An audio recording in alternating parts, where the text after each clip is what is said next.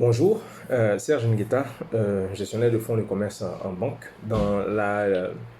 Même dans le courant en fait, de nos webinaires sur la culture bancaire, notamment pour commencer des premières sessions sur le crédit, d'abord aux particuliers, après aux professionnels. Aujourd'hui, je vous fais ce petit spot pour expliquer un peu juste le contexte du crédit des banques. Les banques prêtent de l'argent d'une part parce qu'elles ont des ressources. Et ces ressources-là, le fait de faire des crédits, c'est un peu comme l'utilisation de ces ressources qu'elles ont à leur disposition. Ces ressources sont d'une part constituées de dépôts collectés auprès de la clientèle, des individus, des ménages et des entreprises. Dépôts à vue, comme sur les comptes courants, de dépôts à terme, comme les DAT, les collectes sur les comptes livrés, ce qu'on appelle le compte d'épargne ordinaire, et les plans d'épargne qui peuvent être par exemple des plans d'épargne crédit, des plans d'épargne logement et autres. Pour faire simple, je peux vous dire déjà cette citation que moi-même j'ai faite, qui dit, pour faire simple, s'il n'y a pas d'épargne, s'il n'y a pas de ressources, il n'y a pas de crédit, simplement. Voilà. S'il n'y a pas d'épargne, il n'y a pas de crédit. C'est vrai que les banques peuvent lever des fonds sur le marché ou encore par d'autres systèmes, mais l'épargne des épargnants, la ressource confiée par les épargnants constitue une manne pour les banques en fait, pour pouvoir prêter.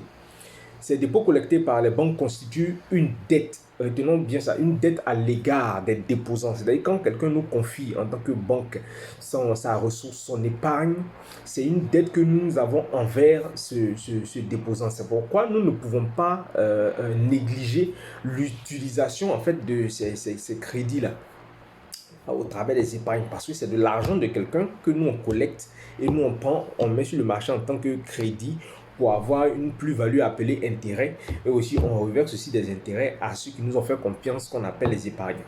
Voilà un peu comment est-ce que ça fonctionne, simplement une partie du système. Voilà. Ces dépôts collectés par les banques constituent une dette à l'égard des déposants. Retenons ça. En prêtant, la banque prend toujours un risque. L'une des activités principales de la banque, c'est la gestion du risque. Donc, en vous prêtant de l'argent, nous prenons un risque. C'est un pari que nous faisons sur l'avenir. C'est-à-dire l'argent qu'on vous donne aujourd'hui, c'est pour rembourser par tempérance sur une certaine durée qu'on appelle les échéances. Et voilà. Et c'est sur l'avenir. Personne ne connaît l'avenir, mais nous prenons un pari avec vous sur l'avenir en vous prêtant. Celui de ne pas être remboursé, c'est l'un des risques auxquels nous nous sommes soumis en tant que banque. Cela dépend des revenus futurs de l'emprunteur. Imaginez-vous que quelqu'un perd un emploi aujourd'hui et perd son emploi demain. Mais nul ne peut savoir par anticipation ce qui peut arriver. Sauf si on a certaines informations. C'est ça aussi la gestion du risque sur le marché, l'environnement et aussi les corporations et autres.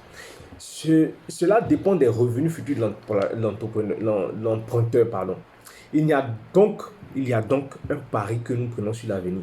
En cas de non-remboursement, de la part de l'emprunteur, cela constitue pour elle une dévalorisation de ses actifs. C'est-à-dire que ce que nous on aurait pu avoir comme une richesse appelée actif, ça dévalorise, ça dégrade en fait. Et c'est une perte sèche. Quand on a des dettes qui sont immobilisées, quand on a des dettes qui sont carrément irrécouvrables, c'est une perte sèche. Retenons ça.